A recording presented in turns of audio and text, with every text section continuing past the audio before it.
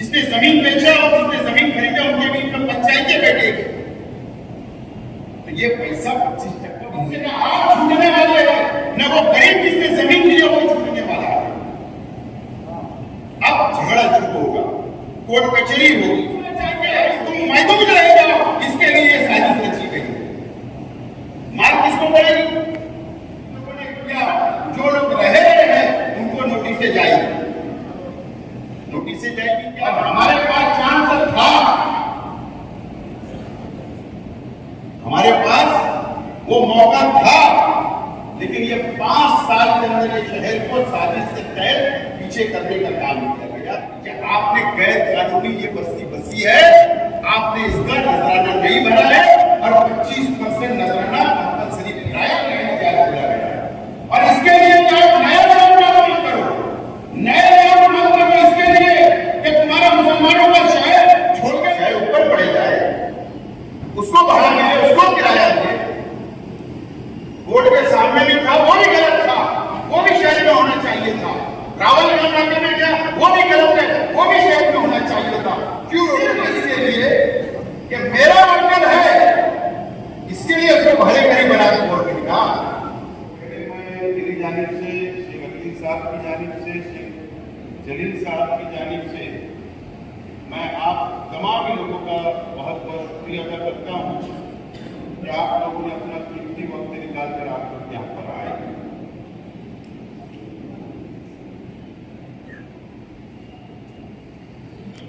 शुरू कहाँ से करूँ और खत्म कहाँ करूँ, मैं ये सोच रहा था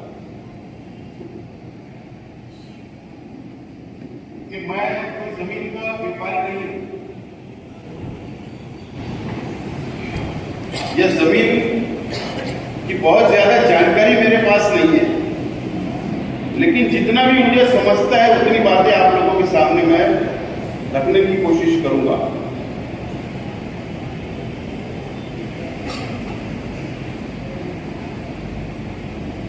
महाराष्ट्र में मालेगांव शहर एक ऐसा शहर है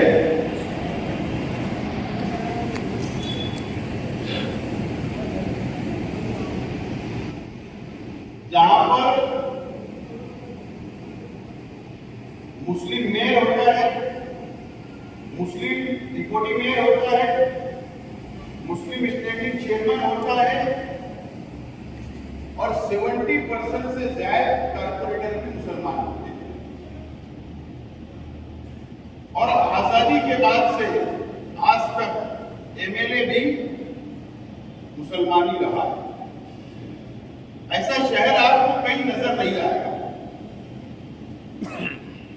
ऐसा शहर आपको कहीं नजर नहीं आएगा। आप पूरी स्टडी कर लीजिए, इंक्वायरी कर लीजिए, ये वो हमारा अपना मालेगांव शहर है। और मालेगांव शहर को हमेशा जहां मस्जिद और मीनारों का शहर कहा जाता है, तो वहीं पर मालेगांव शहर को झोपड़पट्टियों का शहर भी कहा जाता है। मैं समझता हूं यहां पर मौजूद तमाम लोगों ने गुर्बत देखी है, गरीबी देखी है। झोपड़पट्टियों के अंदर आप लोग भी रह चुके हैं और आज भी कई हमारे साथी झोपड़पट्टियों में रहते हैं। यह हमारा अपना मालेगांव शहर है।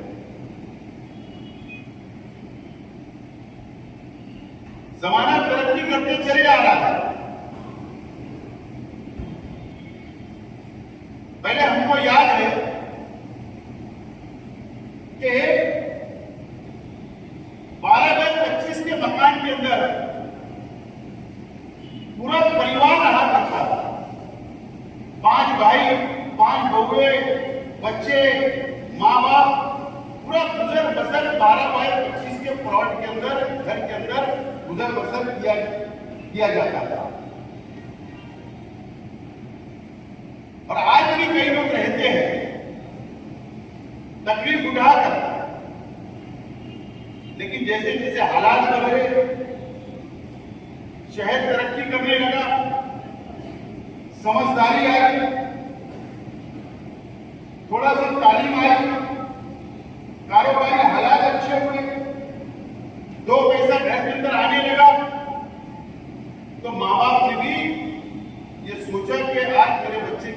है उसको अलग कर देना चाहिए, उसका एक नया मकान बना देना चाहिए। इस तरीके से हमारा शहर धीरे धीरे धीरे धीरे बढ़ता चला गया। आज से मैं समझता हूं 10-15 साल 20 साल पहले आप चले जाएंगे, जमीन के व्यापारी भी नहीं थे, जमीन के ब्रोकर भी नहीं थे। उसके बाद ये 10-20 सालों के अंदर सब परिवर्तन आया, तब्दीली आती गई।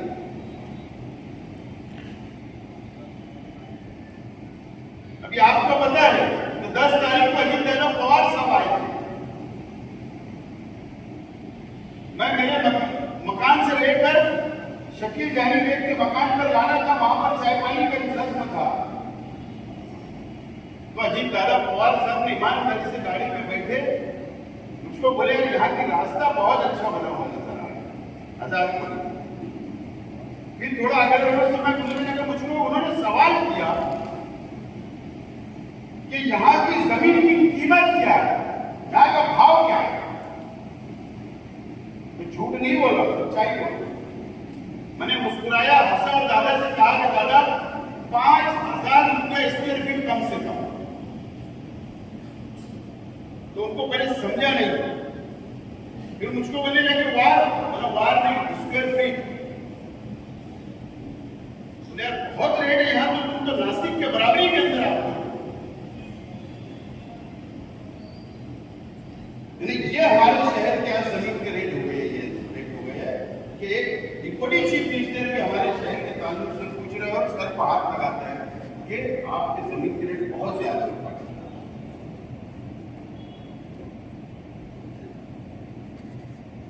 आज मुझको पता है कि जमीन का व्यापार करना या जमीन का पक्का लेआउट करना या घोंटेवाली का लेआउट कर बेचना या टुकड़ा बनाकर बेचना या कारखाने का प्लॉट बनाकर बेचना, साइजिंग के लिए प्लाट बनाकर बेचना, प्लास्टिक कारखाने के लिए प्लाट बनाकर बेचना, जो हमारे शहर का रोजगार है उस रोजगार के तहत हम लोग आगे बढ़ते हैं। और जहां पर कारखाना बन जाता है तो बस्ती पूरी कारखाने की हो जाती है। जहां लेआउट कारखाने का होता है तो उसके बाजू में हम लोग लेआउट डालते हैं कि यहाँ पर गरीबों के लिए भी मकान होना चाहिए ताकि मजदूर हमको मिल जाए,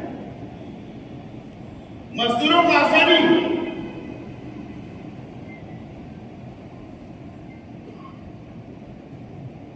लेकिन आप लोगों को, मैं सियासी बात बाद में करूंगा, लेकिन मैं आज आप लोगों से कुछ सवालात है और आपको इसके ऊपर सोचना है, समझना है और फैसला करना है। सोच समझ के फैसला करना है। सबसे पहले तो मैं ये कहना चाहूंगा कि जब बाहर के लोग हमारे शहर के अंदर आते हैं और बाहर के लोग आने के बाद में हमारा शहर को जब वो देखते हैं, शहर में घूमते हैं, हमारी मेहमान नवाजी तो बहुत अच्छी है। हमारी मेहमान नवाजी के अंदर कोई बुराई नहीं है। कोई भी शख्स आता है वो तारीफ करके जाता है। और आज भी 100 किलोमीटर 150 किलोमीटर से रोजाना गाड़ियां आती है खाना खाने के लिए। लेकिन उसके बाद वो एक बात बोलकर जाता है कि हमारा शहर डेवलप नहीं हुआ, तरक्की नहीं किया। क्योंकि वो नासिक से आते हैं तो उसको मालेगांव नजर, जब मालेगांव को देखते हैं, नासिक को देखते हैं, जाहिर सी बात है हमसे अच्छा सिटी नासिक या और दूसरे शहर, बड़े शहर से आएगा, जब मालेगांव देखता है वाला सिटी अच्छा लगता है। मैं बार बार ये बात करता हूं और आप लोगों को भी ये बात समझना पड़ेगी कि मालेगांव शहर का डेवलपमेंट प्लान,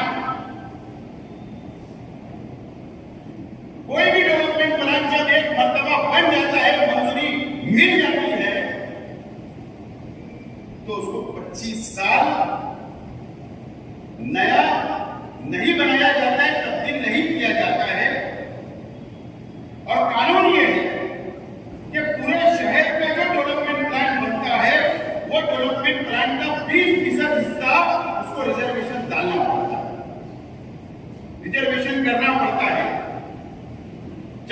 सब्जी मार्केट के लिए, शादी हॉल के लिए, गार्डन के लिए, प्ले ग्राउंड के लिए, हॉस्पिटल के लिए, जॉगिंग ट्रैक के लिए, स्कूल के लिए, कब्रिस्तान के लिए, या रास्ते की जो रास्ता 30 फीट का उसको 50 फीट करना, ये तमाम रिजर्वेशन उसके अंदर डाला जाता है। सब्जी मार्केट के लिए, बीफ मार्केट के लिए, चिकन मार्केट के लिए, ये सब एक प्लानिंग के तहत शहर बसाया जाता है, उसका प्लान तैयार होता है। लेकिन मैं माफी के साथ बोलना चाहता हूं कि जब मालेगांव म्युनिसिपल कॉर्पोरेशन का पहला चुनाव हुआ, उस वक्त की जो बॉडी आई, उस वक्त के जो अहदेदार थे, जिनके हिस्से के अंदर ये आया कि ये शहर का अब कॉर्पोरेशन हो गया और उसका डेवलपमेंट प्लान कैसा बनना चाहिए, वहीं पर सबसे बड़ी और फास्ट गलती हुई है उस वक्त के बॉडी के लोगों से। अरे ताज्जुब की बात है, अगर हम शादी हॉल बनाएंगे तो कहां बनाएंगे रिजर्वेशन? अगर किसी भी जमीन पे डालेंगे, जहां जमीन खाली होगी वहां पर रिजर्वेशन शादी हॉल का डालेंगे।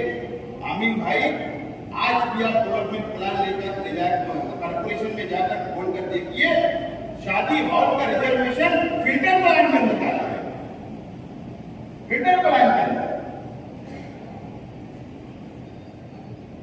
और वहीं से हमारा शहर तरक्की वहीं से हुई। और टेक्निकल लोग होते हैं,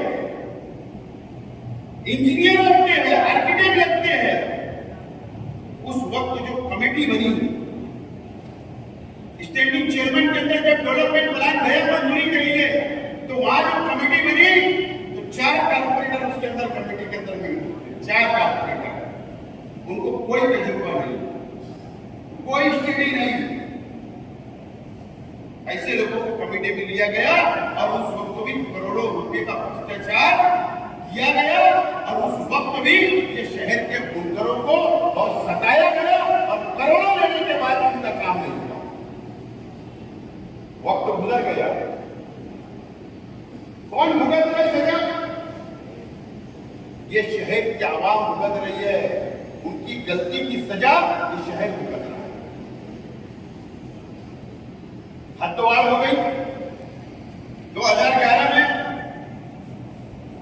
सोयगांव हमारे इसमें आ गया, कॉर्पोरेशन लिमिटेड में भाईगांव आ गया, कलेक्टर पट्टा, रमजानपुर, दहेगांव, मालदा,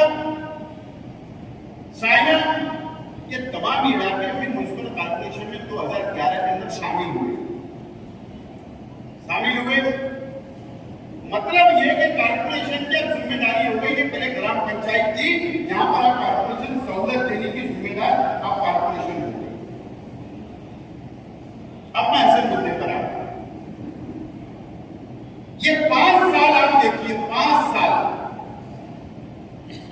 मैं कोई सियासी शख्स हूं, वोट मांगूंगा अलग बात है, लेकिन ये 5 साल का जायजा लीजिए,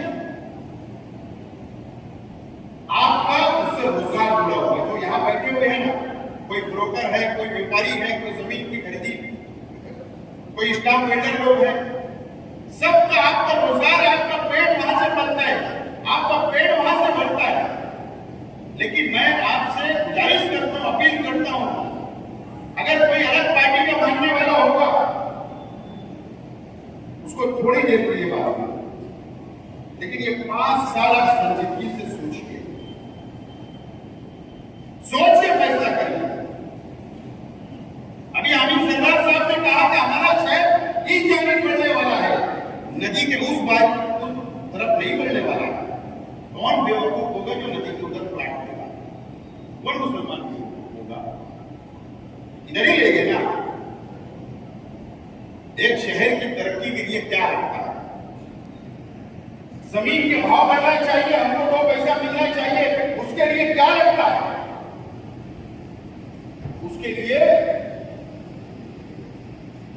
पानी लगता है, उसके लिए रास्ते अच्छे लगते हैं, उसके लिए अच्छा लेआउट लगता है, उसके लिए रोजगार लगता है, उसके लिए MIDC लगती है, उसके लिए ट्रांसपोर्ट अच्छा होना चाहिए, रोड रास्ते होना चाहिए, नेशनल हाईवे,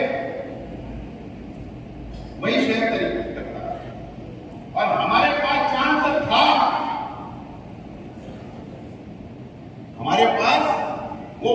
था, लेकिन ये 5 साल के अंदर ये शहर को साजिश के तहत पीछे करने का काम किया गया, पीछे करने का काम।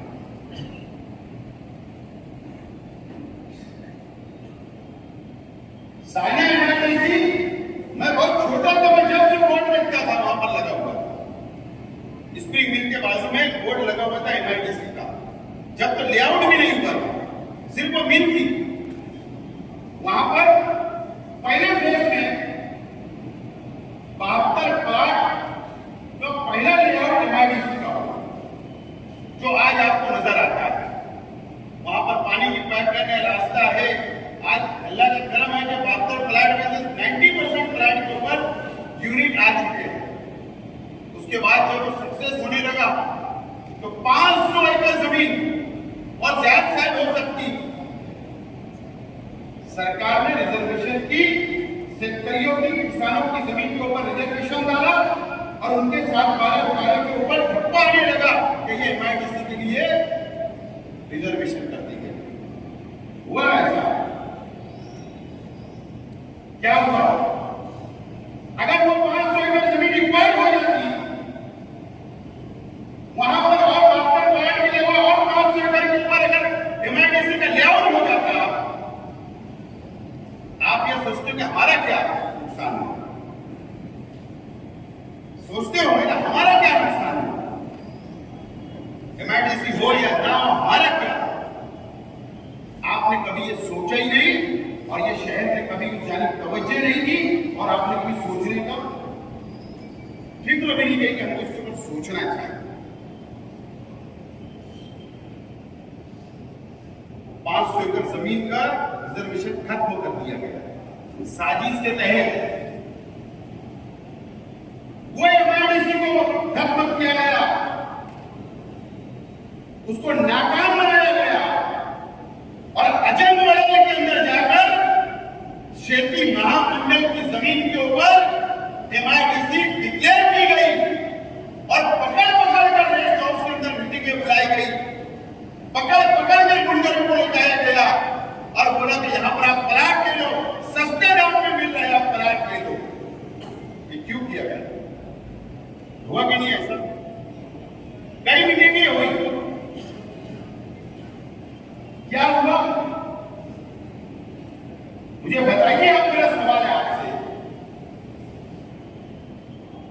मौसम नदी से लेकर छोड़गे तक क्या मुसलमानों की प्रॉपर्टी नहीं है? क्या मुसलमानों की जमीन नहीं है? अल्लाह का करम है 90% जमीन मुसलमानों की वहां तक हो चुकी है, लेकिन इसके लिए इसको नाकाम किया गया एमआईडीसी को कि यहां पर एमआईडीसी अगर बन जाती तो तुम्हारी जमीनों के भाव आसमान के ऊपर चले जाते और उसको नाकाम बनाने के लिए अजम मड़ल के अंदर ले जाया गया। ये क्या कभी आपने सोचा?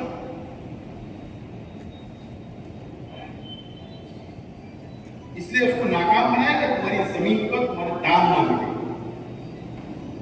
अगर वो सक्सेस होती, तुम्हारी जमीन का भाव बढ़ता, तुम नया लेआउट करते, कारखाने के लिए प्राइवेट लेआउट करते, साइजिंगों के लिए लेआउट करते, बाहर के राज्य के लोग तुम्हारे में यूनिट डालने आते, बाहर के बड़े बड़े उद्योगपति तुम्हारे शहर के अंदर आते और तुम्हारा शहर, हमारा अपना ये शहर जहां हम भिवंडी का नाम लेते, जहां हम चक्करंदी का नाम लेते, जहां पर हम यूपी के अंदर कोई टेक्सटाइल सिटी है, गुजरात का नाम लेते हैं, सूरत का नाम लेते हैं, मैं जिम्मेदारी से बोलता हूं कि ये वो शहर भी उस शहरों के साथ साथ खड़ा रहता है नजर आ रहा है, लेकिन नाकाम बनाया, उसको नाकाम कर दिया गया। एक बड़ी साजिश हुई और मैंने कहा ना कि एमआईडीसी को अगर कामयाब करना है, कोई भी एमआईडीसी आप जाकर देख लो हिंदुस्तान में, वो नेशनल हाईवे नंबर, कोई भी नेशनल हाईवे होगा वहीं पर आपको मिलेगी बाजू में, क्योंकि ट्रांसपोर्टिंग के लिए आसानी है। वहीं पर एमआईडीसी सक्सेस होगी, पानी, हमारा कितना दिन का पानी यहाँ आ चुका है, हमारा नेशनल हाईवे है, सब कुछ था, मजदूर लेबर मिल सकते थे, सब कुछ हो सकता था, लेकिन एक साजिश के तहत नाकाम बनाया गया। अभी क्या आइटम आया? क्या मुद्दा आया? तुम क्या समझते हो? ये शहर की आवाम क्या समझती है कि लैंड जिहाद? तो क्या समझते हो? अगर कोई बीजेपी का एमएलए, और एक एमएलए नहीं, 3 एमएलए बीजेपी के, एक नीतीश राणे, एक गोपीचंद पडळकर, दूसरा प्रसाद लाड, ये 3 एमएलए ने मालेगांव शहर को टारगेट किया ही 5 सालों के अंदर। 5 साल टारगेट किया लैंड जिहाद। लैंड जिहाद मतलब क्या? इंक्वायरी मांगी कलेक्टर के सदारत के अंदर, इंक्वायरी कमेटी बैठी है, वो इंक्वायरी करेगी।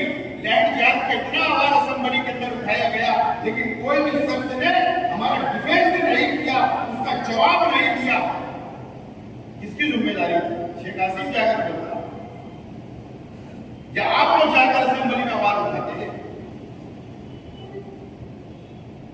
शहर के एमएलए साहब की जिम्मेदारी थी, शहर के दूसरे एमएलए साहब दादा भूसे साहब की जिम्मेदारी थी कि वो तीनों एमएलए का जवाब वो असेंबली के अंदर खड़े रह के देना चाहिए था कि हमारा शहर ऐसे नहीं है,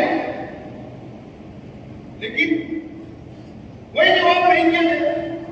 इंक्वायरी बैठ गई, इंक्वायरी चल रही है। अब क्या इंक्वायरी होने वाली है? आप ये समझो, क्या इंक्वायरी होगी?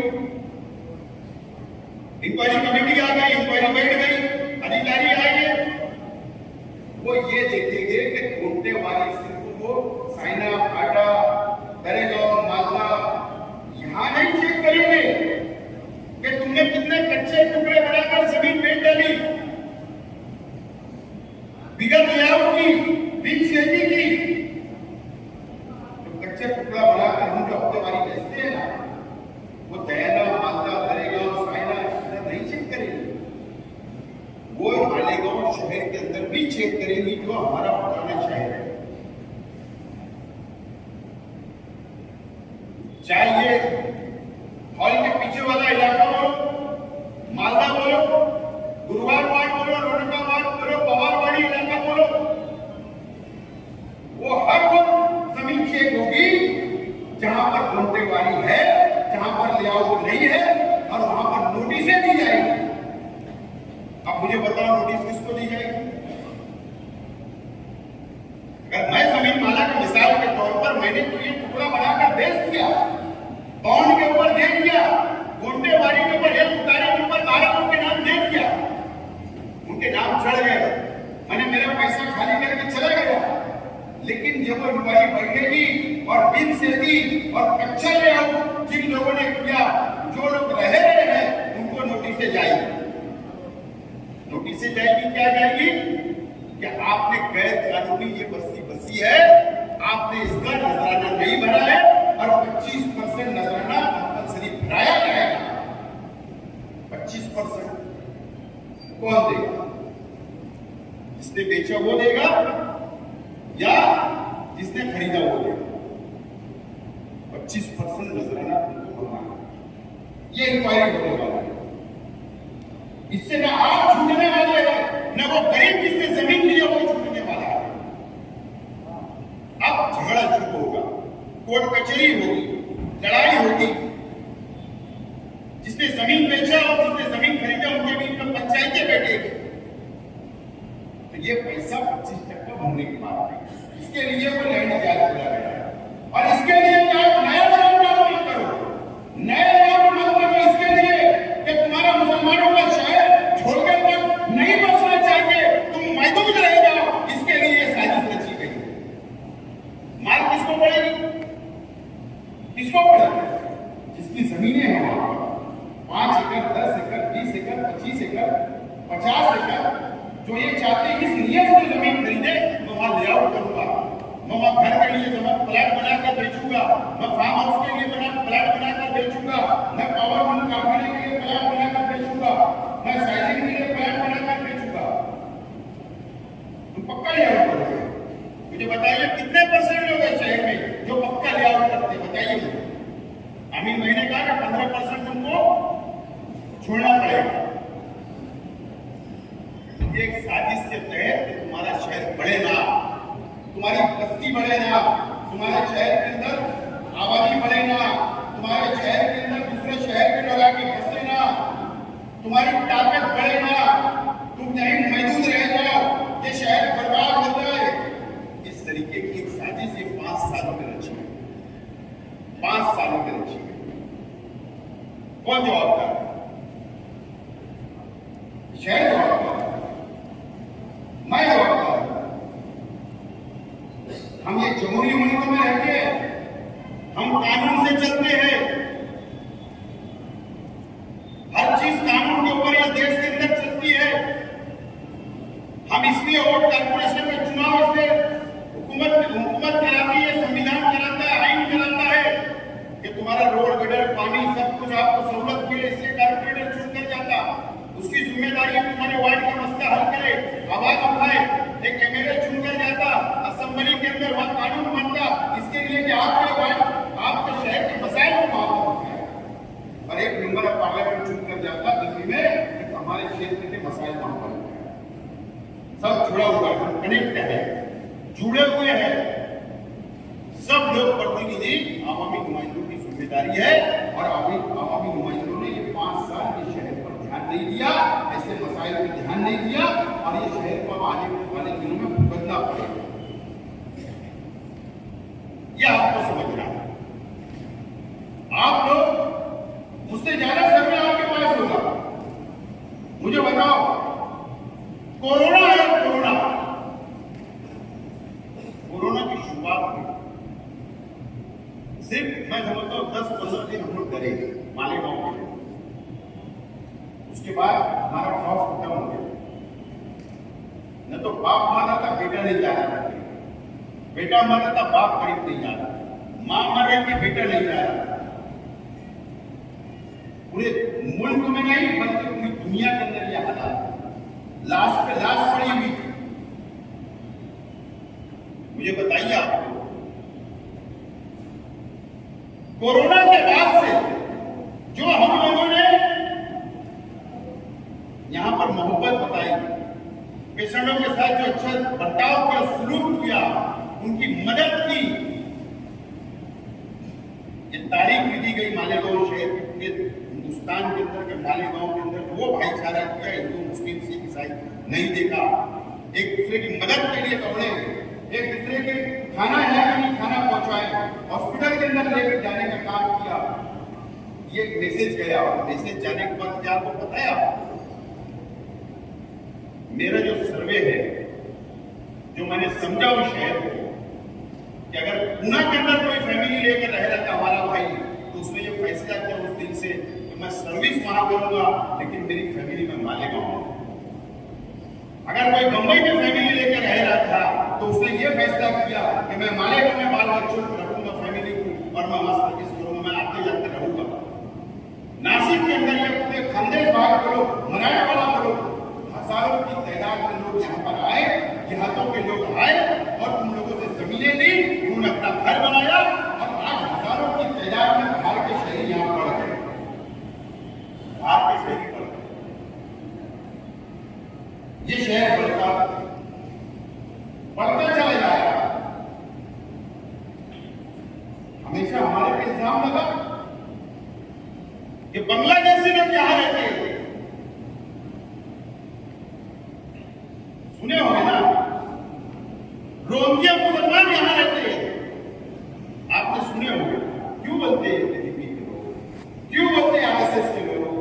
इसीलिए बोलते हैं कि ये जो कोरोना के वक्त के अंदर जो हमारे महाराष्ट्र के अलग अलग शहर से लोग आकर बसे फ्लैट किए, जो आबादी तेजी से बढ़ रही है, तो ये डर हो जाए, बदनाम हो जाए शहर, दूसरे शहर के लोग यहाँ ना आए, ये शहर बड़ा ना हो जाए, ये डर है, जिसके लिए इसको टारगेट करने का काम है। ये आप लोगों को समझना है, ये कोई सादी बात नहीं है। ये शहर को नहीं समझ पा रहे हो, क्या साजिश रची जा रही है? तुम्हारी जमीनों के भाव गिर जाएंगे, तुम्हें लेआउट करने नहीं दिया जाएगा, तुमको फाटे के ऊपर जाकर से ग्राम के अंदर मसाजिद बनाने नहीं दी जाएगी, मदरसे बनाने नहीं दिए जाएंगे, घर बनाने नहीं दिए जाएंगे, कारोबार करने नहीं दिए जाएंगे, फिर तुम कहां जाओ? कारखाने के कारखाने के ऊपर बनाओगे, कहां जाओगे जब जमीन खत्म हो जाएगी? तो इसके लिए कौन लड़ेगा? इसका फैसला आने वाले दिनों के अंदर आपको करना है, मुझे नहीं बोलना है, आपको फैसला करना है। मैं एक गुजारिश और करना चाहता हूं आपको कि ठीक है, धंधे के अंदर कॉम्पिटिशन होता है,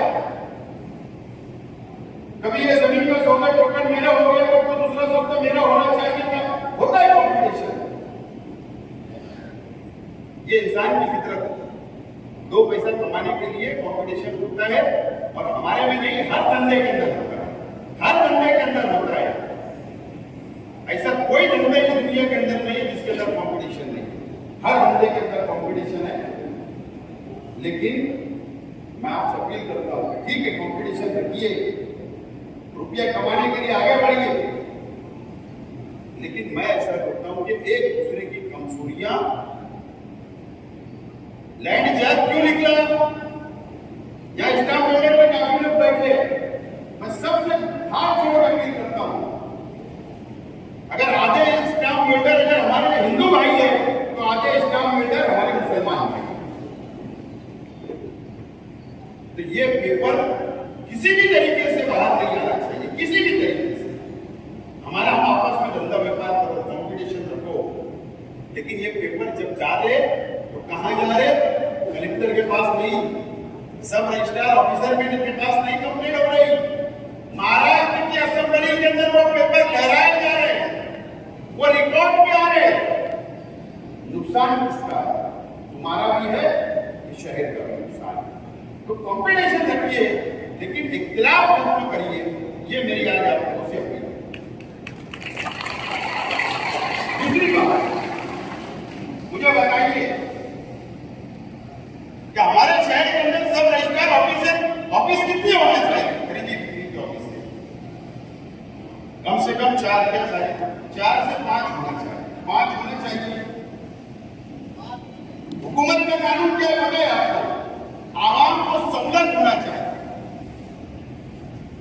अगर रमजान पूरा और नया इस्लामपुर की एक ऑफिस होना चाहिए, कम से कम नया पूरा वार्ड, गुरुवार वार्ड के एक ऑफिस होना चाहिए, मालदे की रविवार वार्ड के एक ऑफिस होना चाहिए, गरेगांव, साइना, बांदा यानी इस तरफ की एक होना चाहिए। इस तरीके से 5 ऑफिस कंपलसरी कानून के मुताबिक होना चाहिए। क्या हुआ? क्या हुआ मुझे बताइए। पहले कहा कि जैन मंदिर के पीछे, स्टेट बैंक के पीछे, उसके बाद किराए से आई वो कोर्ट के सामने, उसके बाद वहां से चले गए सोएगांव और एक ट्रैवल होना था। सहूलत हुई हमको, और हमको तकलीफ उठाना पड़ रहा है। और ठीक है, अगर मुझको खरीदी लेना है, जेंट्स को कोई मर्द हजरात को लेना है तो वो गाड़ी पे मोटरसाइकिल पे जाएगा, लेकिन मुझे बताइए कि हमको ये एहसास नहीं होता क्या कि हमारी मां बहनें बुढ़े में नकाब में 4-4 घंटे और नंबर लगाकर बैठती है, क्या हमको एहसास नहीं है कि इस बात का कि नहीं होना चाहिए? क्यों नहीं होता गया? पता है, अगर सोएगांव के अंदर सब रजिस्ट्रार ऑफिस गई तो वो कॉम्प्लेक्स इसका था सिर्फ इसके लिए कि मेरा वर्कर है, इसके लिए उसको भले कहीं बना के छोड़ के निकाल, चाहे ऊपर पड़े जाए, उसको भाड़ा मिले, उसको किराया मिले। बोर्ड के सामने भी था, वो भी गलत था, वो भी शहर में होना चाहिए था। रावल नाके में गया, वो भी गलत है, वो भी शहर में होना चाहिए था। क्यों रोका नहीं गया? क्यों इंतजार नहीं किया गया? क्यों उसके बारे में नहीं बोला गया? ये सवाल भी आज हमारे अपने सामने है, ये शहर के सामने। ये तमाम चीजें तुम्हारे बहुत मसाइल है, ये तमाम मसाइल के लिए आपको सोचना है, समझना है और फैसला करना है। अगर मैं यहां पर जितनी बातें आपके सामने डिटेल रख रहा हूं, कानूनी बात रख रहा हूं, शहर का फ्यूचर, शहर का मुस्तकबिल कैसे रोकने में काम किया जा रहा है, मैं ये बात रख रहा हूं, तो आप इतना तो जान चुके होंगे कि अल्लाह का करम है कि मैं तुम्हारी नुमाइंदगी असेंबली के अंदर कर सकता हूं। ये बात का एहसास आपको अगर हो गया होगा तो आने वाले दिनों के अंदर, आने वाले इलेक्शन के अंदर आप मुझे असेंबली में भेजिए। और अगर आप मुतमईन नहीं होगे कि नहीं शेख आसिफ गलत बात बोल रहा है, इसको तजुर्बा नहीं है, ये नहीं बोल सकता, तो फैसला आप कर लें। आज इसी याद आपको याद किया है। ऐसे बहुत शहर के अंदर मसाइल चल रहे हैं, बहुत संगीन संगीन मसाइल शहर के अंदर है।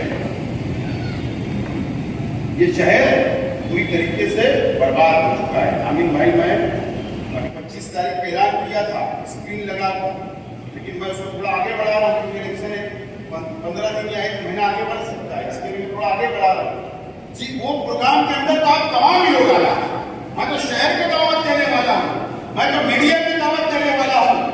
और वो स्क्रीन लगाकर जब मैं बताऊंगा कि ये शहर कहां खड़ा है, ये शहर को किसने लूटा, किसने बर्बाद किया, हमारे शहर का मुस्तकबिल क्या है, जब मैं बताऊंगा तो आप लोगों को समझ में आएगा कि ये शहर हम कहां कितने वर्षों पीछे चले गए, बहुत पीछे चले गए।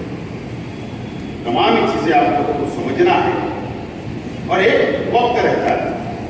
आज मेरे अंदर हौसला है, हिम्मत है, ताकत है, मैं लड़ सकता हूं शहर के लिए, शहर के विकास के लिए, शहर के डेवलप के लिए। तो इसीलिए आज आपके लिए मैं आपके सामने उम्मीदवार बनकर खड़ा हूं, उम्मीदवारी करना चाहता हूं, लड़ना चाहता हूं और आपकी नुमाइंदगी करना चाहता हूं। तो आपको फैसला करना है, क्या करना है, क्या नहीं करना है। मुझे उम्मीद है कि आप लोग ये इलेक्शन को बहुत अहमियत दीजिए। ये इलेक्शन कोई मसलब का नहीं है, कोई बिरादरी का नहीं है, कोई जात पात का नहीं है, कोई हिंदू मुसलमानों का नहीं है। ये इलेक्शन ये शहर का मुस्तकबिल का सवाल है, शहर का मुस्तकबिल बनाना है और इसके लिए आप लोगों को बहुत संजीदगी से फैसला करने की जरूरत है। मैं आपको यकीन दिलाता हूं कि आपके जमीन के जितने मसाइल होंगे, चाहे वो एक प्लाट अगर पक्के लेआउट का भी मसला मुझे बताया गया कि पक्का लेआउट है, एक प्लॉट है और वो प्लॉट में अगर 2 भाई वाले उसको डबल हिस्सा करना है, 2 करना है, तो मैं सुना कि रजिस्ट्रार वो भी खरीदी नहीं कर रहा, उसमें भी गिरफ्त चल रहा है। तो अगर उसको अलग करना है तो उसके लिए दूसरे शहरों में हो रहा है, तो यहाँ क्यों नहीं, यहाँ क्यों तकलीफ की जा रही है? उसके लिए आप मुझे डिटेल मेमोरेंडम बना के दो, तुम्हारे मसाइल लिख कर दो। अभी आचार संहिता लाने के लिए वक्त है। राधा कृष्ण विखे पाटिल जो आज से महसूल मंत्री, वो बीजेपी में चले गए, लेकिन जब मैं एमएलए था वो कांग्रेस में थे और वो कांग्रेस के अपोजिशन लीडर थे। 5 साल मैंने उनके साथ काम किया हूँ। हम कोशिश करेंगे हमारे ताल्लुकात की बुनियाद के ऊपर हम हमारा वो काम आसान आप लोग ये मेमोरेंडम की डिटेल बना के दीजिए कि 5 ऑफिस की यहाँ जरूरत है, तो हम वो भी पार्टी बुलावा कर सकते हैं, वो भी हम आगे काम कर सकते हैं। और ये जो चौकसी वगैरह जो शुरू हुई है लैंड जायज के नाम पर, तो इसको भी कैसे रोका जाए, इसको भी कैसे खत्म किया जाए, इस ताल्लुक से भी डिटेल मेमोरेंडम बना, उस पर भी बात की जाएगी। हम सिर्फ शहर में बैठकर सोचेंगे या मीडिया के सामने बोलेंगे या अखबार में बोलेंगे तो ऐसा होने वाला नहीं है। हमको खुद उसके अंदर पहल करना पड़ेगा, जद्दोजहद करना पड़ेगा, सरकार तक जाना पड़ेगा, मंत्री के पास लड़ना पड़ेगा, सेक्रेटरी के पास लड़ना पड़ेगा, कलेक्टर के पास जाकर बात करना पड़ेगी, जब जाकर मसले हल होते। ऐसे मसले हल नहीं होते। अगर ये धंधा रहा तो आप लोग, ये धंधा खत्म तो आप खत्म, फिर हमको दूसरा रोजगार ढूंढना पड़ेगा। यही बात है ना। सोचो ये पेट का मामला, ये वोट का नहीं, ये पेट का मामला, ये आपको सोचना है। मैं हर लड़ाई लड़ने के लिए आप तैयार हूं, हर जो लड़ाई आपको लेकर लड़ने के लिए तैयार है। सिर्फ आपने बोलना ये लड़ाई है लड़ो, फला लड़ाई है ये लड़ो, ये तकलीफ है लड़ो, लेकिन उसके लिए आप लोगों को भी 4, 5, 10, 20 लोगों को थोड़ी कुर्बानी देना पड़ेगा, मेरे साथ दौड़ भाग करना पड़ेगा, जब मसले हल होगा। तो मुझे उम्मीद है कि आप लोग अपने मसाइल के लिए बेदार होंगे और आप लोग लड़ेंगे। हम ये शहर भी बचाएंगे, हमारा रोजगार भी बचाएंगे और फिरका प्रस्तों को हम जवाब भी देंगे।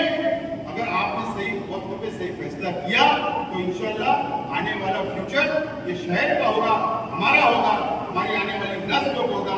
मैं वादा करता हूं और मेरी बात यही खत्म करता हूं। शुक्रिया।